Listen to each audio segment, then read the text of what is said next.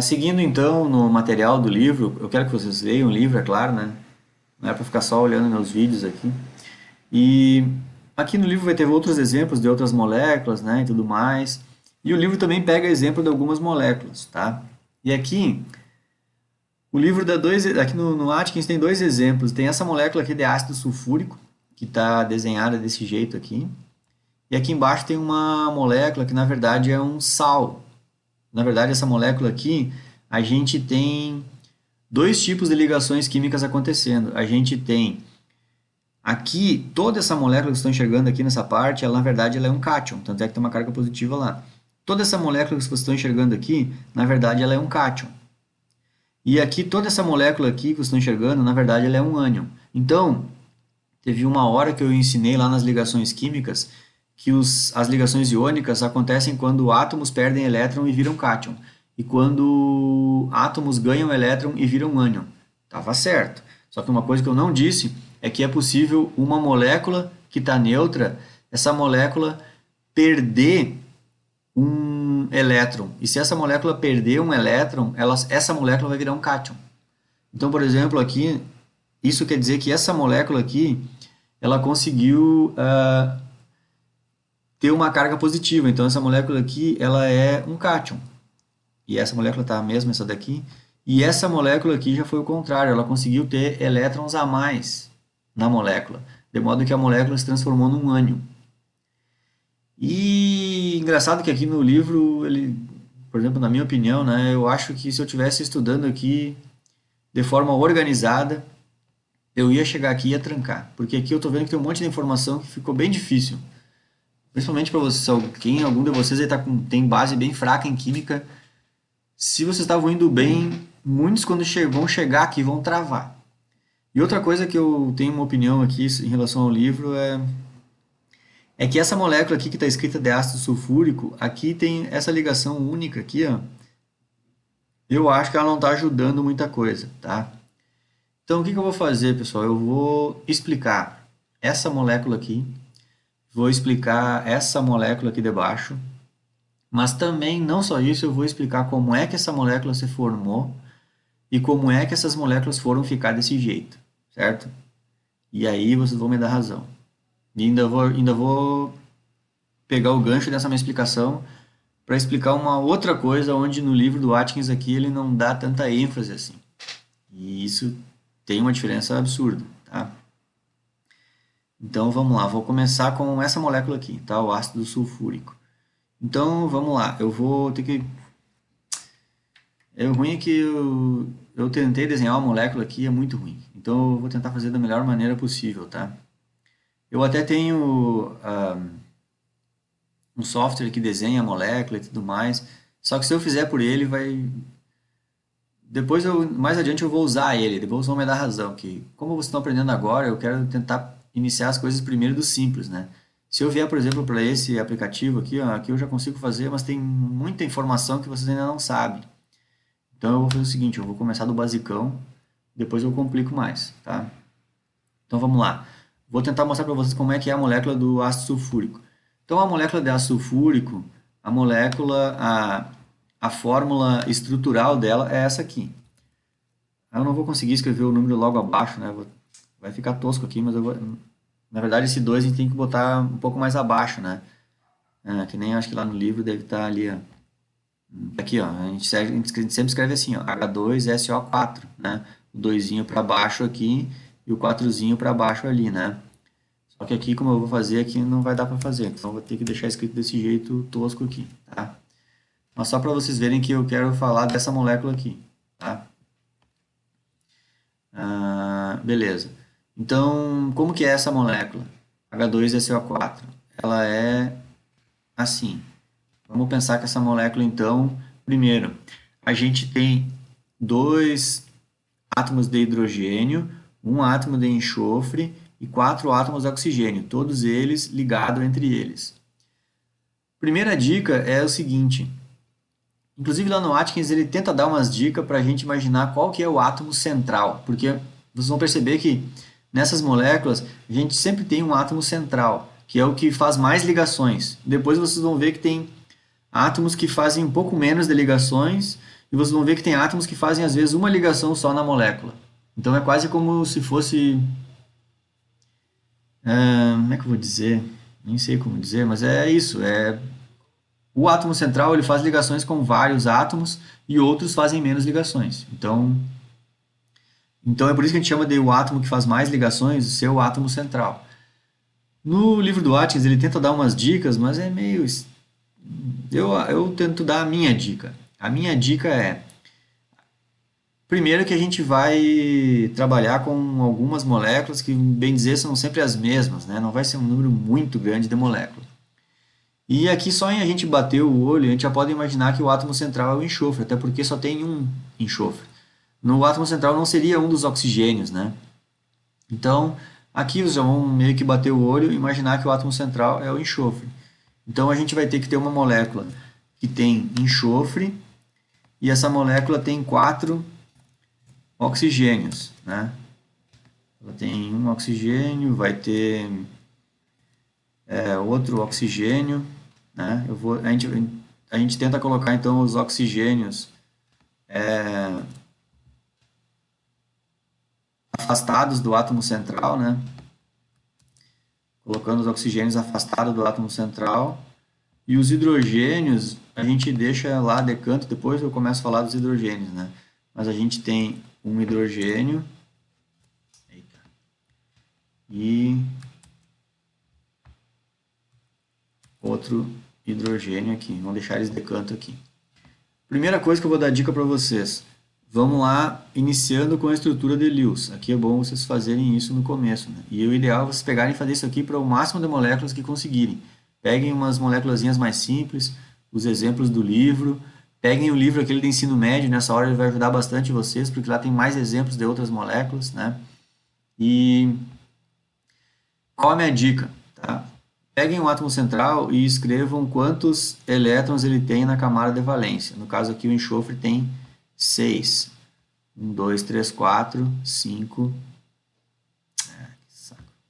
Peraí. 5, 6. Os oxigênios, todos eles têm também 6 elétrons. Eles são do mesmo grupo, da mesma família do enxofre, tá? Então esses oxigênios aqui também têm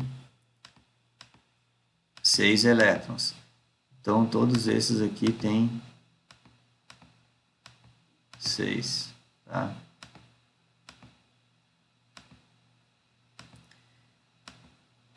E aqui então a gente vai ver o seguinte: o átomo central é o enxofre. Já estou cantando a pedra para vocês. O que você tem que fazer? Você tem que conseguir montar uma molécula em que todos eles se liguem fazendo ligações covalentes e todo mundo saia, entre aspas, feliz, ou seja, todo mundo fez aquilo que queria fazer. Se alguém não fez aquilo que queria fazer, não está certa a molécula que vocês montaram. Então vamos lá, o enxofre e o oxigênio, os dois são do grupo 16, eles têm 6 elétrons na camada de valência, então eles vão fazer 2 ligações. A gente diz que a valência deles é 2, né? Então a gente tem que vir para o nosso desenho e fazer então essas ligações. Eu vou aqui, ó, esse enxofre aqui pode muito bem fazer uma ligação com esse oxigênio. Pronto, já fiz uma ligação. Ah, esse enxofre ele tem que fazer 2 ligações. Então ele pode fazer uma ligação com esse aqui. Percebam que para esse enxofre aqui, eu já resolvi o problema dele. Ele já fez as 2 ligações, que era o que ele queria. Só que esse oxigênio, ele fez só uma ligação e falta outra. Bom, então eu poderia pensar o seguinte: eu posso pegar um hidrogênio e colocar a fazer uma ligação com ele. Vou botar um hidrogênio aqui. E esse hidrogênio aqui, eu posso fazer ele se ligar com esse oxigênio aqui. Esse hidrogênio aí, ele tem um elétron, e esse aqui também tem um elétron de uma camada. Eles querem o quê? Eles querem ter 2 elétrons. Então, se ele fizer uma ligação covalente com esse oxigênio, e esse hidrogênio fizer uma ligação covalente com esse oxigênio, pronto, eu já resolvi a vida desse enxofre, ele já fez 2 ligações, esse oxigênio já fez as suas 2 ligações, esse aqui também já fez essas 2 ligações, esse aqui já fez a sua ligação que ele queria, e esse já fez a ligação que ele queria. E agora que eu vou chegar na parte principal da minha explicação. Quando um átomo tem pares de elétrons sobrando, que é esse átomo aqui, esse par de elétron, ele não está sendo usado. E esse outro par de elétron aqui, ele também não está sendo usado em ligação nenhuma. O que o enxofre pode fazer? Aqui ao lado dele a gente tem um átomo de oxigênio precisando de 2 elétrons, e aqui é a mesma coisa. Também esse átomo precisa de 2 elétrons. O que esse átomo pode fazer é fazer com que esse par de elétrons ele percorra uma órbita um pouco mais próximo do hidrogênio, certo? De modo que esse do hidrogênio não, do oxigênio. De modo que esse átomo de oxigênio aqui, ele tem a sensação de que está recebendo 2 elétrons. Esse tipo de ligação, ele é considerado uma ligação covalente. Só que por muitos anos ela teve até um nome bem específico, chamado ligação covalente coordenada. Depois os anos se passaram e os químicos começaram a achar que ligação covalente coordenada não deixa de ser uma ligação covalente. E no fim, já no livro do Atkins, né, que é um livro de curso superior, eles já acham que não é interessante ensinar para alguém que ligação covalente é uma coisa diferente de ligação. Aliás, ligação covalente é diferente de ligação covalente coordenada. Mas um pouco é. É diferente sim. E principalmente para vocês que estão começando a estudar aqui, eu acho bem interessante vocês imaginarem que na verdade isso aqui é uma ligação covalente coordenada, que é quando o enxofre já fez suas 2 ligações, mas ele tem esses 2 pares de elétrons, que podem ser aproximados de outro átomo. Então é isso que acontece. Esse par de elétron aqui, ele pode ser aproximado desse átomo, e esse par de elétron ele pode ser aproximado desse átomo. De modo que para o enxofre, ele tem a sensação de que ainda tem esses 4 elétrons com ele, mas os oxigênios têm a sensação de que receberam 2 elétrons. E aí a coisa acontece. E por muitos anos, essas ligações covalentes coordenadas, elas foram simbolizadas por tracinho com uma flecha apontando para o lado de quem está, entre aspas, recebendo esses elétrons, né? Seria como se fosse um receber emprestado, sabe? Eu sempre gosto de dar exemplo em aula de que ligação covalente é um compartilhamento. É como se o colega de vocês aqui, esse átomo de oxigênio aqui, ele fosse uma pessoa e ele tem uma caneta vermelha. E essa pessoa aqui tem uma caneta azul. Só que essa pessoa quer escrever com azul e vermelho e esse aqui quer escrever com azul e vermelho. Basta então um sentar do lado do outro e cada vez que um precisar a caneta do outro colega, ele pega a caneta, usa, o outro pega a caneta e usa. Então eles estão compartilhando canetas, entenderam? De modo então que cada um fica feliz, cada um consegue escrever um texto com azul e vermelho, mas na prática cada uma dessas pessoas só tinha uma caneta. Então é um compartilhamento de canetas. E aqui é um compartilhamento de elétrons.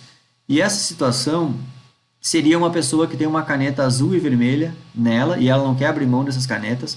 Quando ela quer escrever um texto com azul e vermelho, ela pega as canetas dela, mas ela pode muito bem dizer para um colega, ó, fulanito, pode sentar aqui do meu lado, quando tu quiser tu pega as canetas e escreve também, entenderam? É sutil a diferença? É sutil, mas na prática isso forma-se um laço entre 2 átomos, certo? E isso é considerado uma ligação covalente, que por muito tempo ela foi simbolizada com essa flechinha aqui, mas hoje não é mais.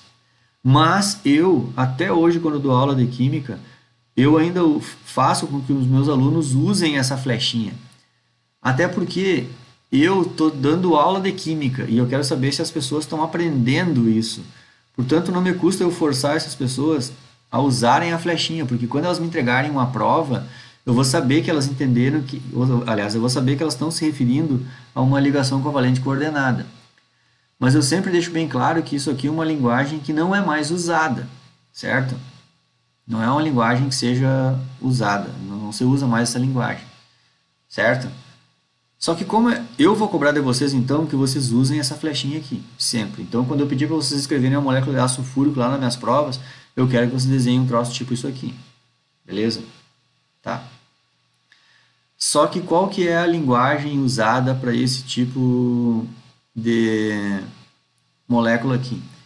A linguagem usada é a seguinte, não é a flechinha, e sim isso daqui. Eu vou apagar então. Eu acabei apagando até um pedaço do enxofre. A linguagem usada é essa aqui, ó. Esse par de elétron, ele vai ser... Esse par de elétron, ele vai ser compartilhado e usa-se essa linguagem aqui, ó. Colocar uma ligação dupla. Pessoal, essa é a linguagem oficial do negócio, tá? Essa é a linguagem oficial. É colocar uma ligação dupla. Então, se vocês forem estudar, acabou o curso da graduação aqui, passou pela disciplina do o professor Jean já deu o carimbo lá, vocês sabem o que é isso aqui e tudo mais. Depois, mais adiante, quando vocês forem fazer mestrado, escrever um texto e tudo mais, vocês vão escrever ácido sulfúrico assim, ó. Só nas minhas provas que não, porque eu estou testando ver se vocês sabem diferenciar ligação covalente coordenada da outra. Mas depois vocês vão escrever ácido sulfúrico assim. Só que eu acho que um dia que vocês forem dar aula, vocês vão voltar na etapa do professor Jean agora, que é saber se os alunos sabem diferenciar a covalente da covalente coordenada. E aí, então, as flechinhas são úteis. Digamos que didaticamente, as flechinhas são úteis ainda dentro do mundo acadêmico, onde tem professor ensinando aluno. Mas dentre os colegas, se for uma conversa de químico para químico, aí não precisa mais as flechinhas, tá? Inclusive, eu vou pegar esse meu aplicativo aqui, deixa eu apagar o que está feito aqui, né? Outras coisas feitas aqui. E vou mostrar para vocês, vou fazer o ácido sulfúrico aqui para vocês. Ó. O ácido sulfúrico, então, é o átomo de enxofre. E nesse enxofre aqui estão ligados 4 oxigênios. Vocês vão ver que o aplicativo sempre tenta colocar hidrogênio já, né? Ele bota automáticos hidrogênios. Mas eu vou forçar para ele dizer o seguinte, ô fulaninho, aqui até tá certo, né? Porque aqui tem um hidrogênio ligado a esse e a esse também. Mas aqui eu vou dizer pro software aqui que aqui é uma ligação covalente coordenada. Então basta eu clicar em cima da ligação e forçar a botar uma dupla. Pronto. Tá aqui a molécula de ácido sulfúrico, tá? Posso tentar dar uma organizada nela aqui, ó. Vocês vão enxergar ela bem direitinho, tá? Mas eu não quero usar esse aplicativo ainda, porque eu vou começar a usar ele mais tarde. Eu vou primeiro tomar um trabalho aqui, mas vou tentar fazer por aqui primeiro, tá? Para ficar, eu consigo montar tudo desde o início, né? Aqui vocês perceberam que eu fui montando, parece um jogo de quebra-cabeças, o negócio já foi se montando rapidão, né? Não é muito, digamos que eu não acho que é muito didático para quem está começando, tá? Depois nós vamos vir para ele, vamos fazer mais coisa aqui, tá? Mas então é isso, tá? Essa é a forma que seria a mais correta. Só que aí vocês vão perceber que tem um conflito com o Atkins. Estão vendo que aqui no Atkins ele botou uma ligação só? Eu agora não sei por que ele botou uma ligação só. Esse ácido sulfúrico aqui não tá certo. Não sei por quê, tá? Porque aqui ó, o oxigênio está fazendo uma ligação só, tá? Então não sei a resposta. Se alguém quiser aí, por que o livro está desse jeito assim, tá? Bom, então eu vou parar o vídeo aqui e sigo no próximo.